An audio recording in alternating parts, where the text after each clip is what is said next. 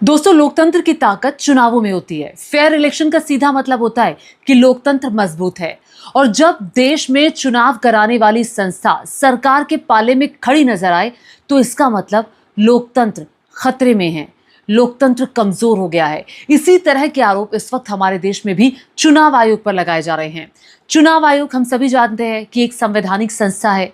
क्या वाकई ये जो संवैधानिक संस्था है चुनाव आयोग नाम की, क्या वाकई ये निष्पक्ष संवैधानिक संस्था बची है? इसी को लेकर चर्चा देश भर में हो रही है, क्योंकि leader of opposition Rahul Gandhi ने सबूतों के साथ, तथ्यों के साथ बड़े आरोप चुनाव की प्रक्रिया पर लगाए हैं, वोटर लिस्ट पर लगाए हैं, उस वोटर लिस्ट पर जिसको बनाने का काम चुनाव आयोग करता है।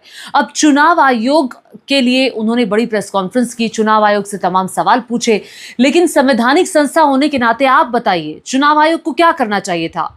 चुनाव आयोग को बदले में एक प्रेस कॉन्फ्रेंस करनी चाहिए थे, राहुल के सवालों के जवाब देने चाहिए थे।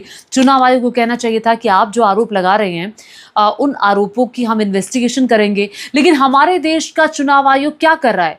हमारे देश का चुनाव आयोग एक भी प्रेस कॉन्फ्रेंस नहीं की। हमारे देश के चुनाव आयोग का एक भी अधिकारी सामने नहीं आया। हमारे देश का चुनाव आयोग राहुल गांधी से डिक्लेरेशन मांग रहा है, शपथ पत्र मांग रहा है और कह रहा है कि राहुल गांधी ने जितने आरोप लगाए हैं, राहुल गांधी को उसका शपथ पत्र देना चाहिए। क्या चुनाव आयोग शपथ पत्र देगा कि राहुल गांधी जो कह रहे हैं वो गलत है? क्या चुनाव आयोग इस वक्त शपथ पत्र देने के लिए तैयार होगा कि उसकी वोटर लिस्ट में कोई भी गड़बड़ी नहीं है? बहुत हैरानी होती है कि देश की संवैधानिक संस्था जिस पर आरोप लग रहे हैं वो सफाई देने के, वो बताने के कि राहुल गांधी क्या गलत बोल रहे हैं। आप कहिए राहुल गांधी गलत है, आप राहुल गांधी पर मुकदमा करिए, अगर हिम्मत है तो सामने आइए। डिक्लेरेशन आप मांग रहे हैं, डिक्लेरेशन? सीरियसली? इस तरह से तो कोई सवाल ही नहीं उठाएगा। ना सिर्फ राहुल गांधी, इससे पहले अरविंद केजरीवाल भी दिल्ली चुनावों के बाद सवाल उठा चुके हैं। बहुत सारे विपक्ष के नेता सवाल उठा चुके हैं। लेकिन सबसे हैरानी की बात तो यह है कि आज जो खबर सामने आई वो चौंकाने वाली थी। चुनाव आयोग की वेबसाइट में जो इंफॉर्मेशन है वो मध्य प्रदेश की नहीं दिखाई दे रही है। यानी कि ईसीआई ने इलेक्शन कमीशन की कुछ वेबसाइट्स जो हैं, इलेक्शन कमीशन ऑफ इंडिया ने, वो बंद कर दी हैं। मध्य प्रदेश, राजस्थान, बिहार की वेबसाइट्स बंद कर दी गई है, महाराष्ट्र की वेबसाइट बंद कर दी गई है। इस तरह का दावा किया जा रहा है। खुद राहुल गांधी ने कर्नाटक में इस बात का दावा किया। अब देखिए, राहुल गांधी ने कल लंबी चौड़ी एक प्रेस कॉन्फ्रेंस की, बकायदा प्रोजेक्टर लगाकर पीपीटी वो दिखा रहे थे, एक एक करके वोट चोरी के आरोप लगा रहे थे, सबूतों के साथ, तथ्यों के साथ। राहुल गांधी ने 5 सवाल पूछे हैं चुनाव आयोग से और स्पष्ट तौर पर कहा है कि चुनाव आयोग मुझसे शपथ पत्र लेना चाहता है। मुझसे? मैंने तो संविधान की कसम खाई है, मैंने तो संसद में शपथ ली है।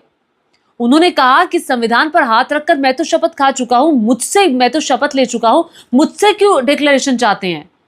आपके अंदर अगर हिम्मत है तो इन 5 सवालों के जवाब दीजिए। सीधे तौर पर राहुल गांधी ने कहा कि वोटर लिस्ट क्यों नहीं दे रहे? डिजिटल वोटर लिस्ट आपकी मलकियत नहीं है, वो आपको देना चाहिए। नंबर 2, वीडियो एविडेंस अभी तक क्यों प्रोवाइड नहीं कराए गए? वीडियोग्राफी की मांग की गई है। ईसीआई वोटर लिस्ट में गड़बड़ झाला मैसिव रूप से सामने आया है, ये फ्रॉड सामने आया है। इलेक्शन कमीशन ऑफ इंडिया धमकी दे रहा है।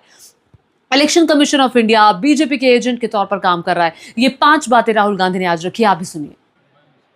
So, here are 5 questions to the Election Commission of India. Instead of threatening us, threatening me, answer these 5 questions. Number 1, why are you not giving voter lists in digital machine readable format to the people of India? Number 2, why are you destroying video evidence? Number 3, why is ECI committing massive fraud in the voter lists? Number 4, why is ECI threatening opposition instead of answering our questions? And finally, why is ECI behaving like an agent of the BJP? Namaskar. तो देखिए, एक भी सवाल का जवाब अब तक election commission of India ने नहीं दिया, एक भी प्रेस कॉन्फ्रेंस नहीं की।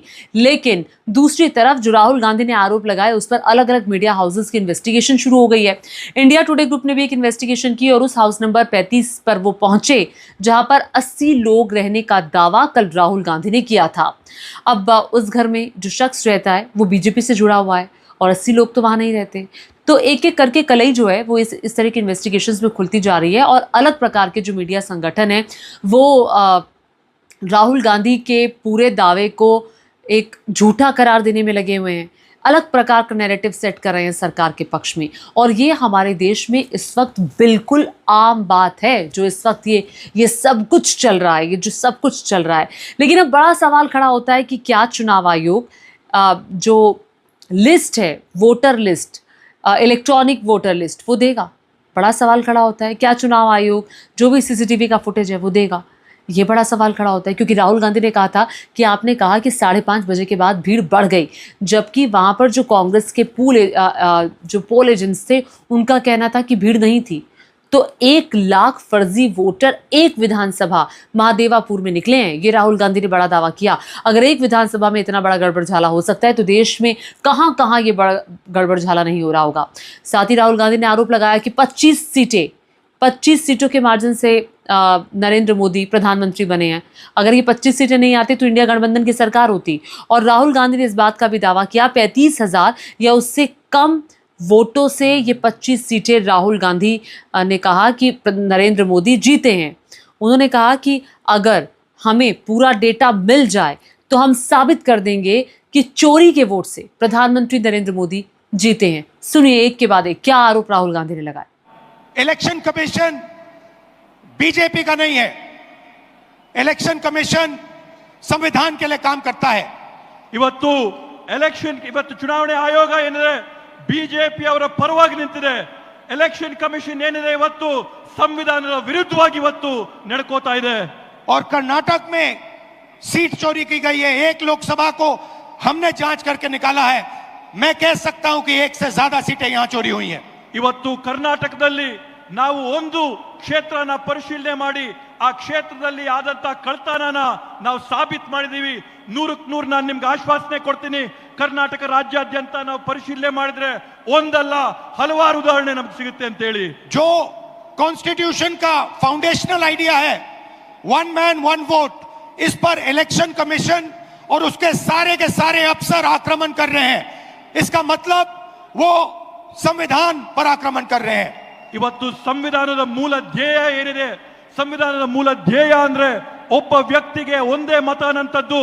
ಚುನಾವಣೆ ಆಯೋಗದ ಅಧಿಕಾರಿಗಳು, ಅವರಲ್ಲಿರ್ತಕ್ಕಂಥ ಸಿಬ್ಬಂದಿ ವರ್ಗದವರು ಎಲ್ಲರೂ ಕೂಡ ಒಗ್ಗಟ್ಟಾಗಿ ಸೇರಿ ಈ ಸಂವಿಧಾನದ ಮೇಲೆ ಪ್ರಹಾರ ಮಾಡಿ ಅದರ ಮೇಲೆ ಹಲ್ಲೆ ಮಾಡಿ हिंदुस्तान के गरीब जनता पर आक्रमण कर रहे हैं। ಕರ್ನಾಟಕ ರಾಜ್ಯದ ಭಾರತ ದೇಶದ ಬಡ ಜನರ ಮೇಲೆ ಆಕ್ರಮಣ ಮಾಡ್ತಾ ಇದ್ದಾರೆ. और मैं उनसे कहना चाहता हूं, अगर आप सोच रहे हो कि आप इस पर आक्रमण करके बचोगे तो फिर से सोचो। ನಾನು ಅವರೆಲ್ಲರಿಗೂ ಕೂಡ ಸ್ಪಷ್ಟವಾಗಿ ಒಂದು ಮಾತಾಡಕ್ಕೆ ಬಯಸ್ತೇನೆ.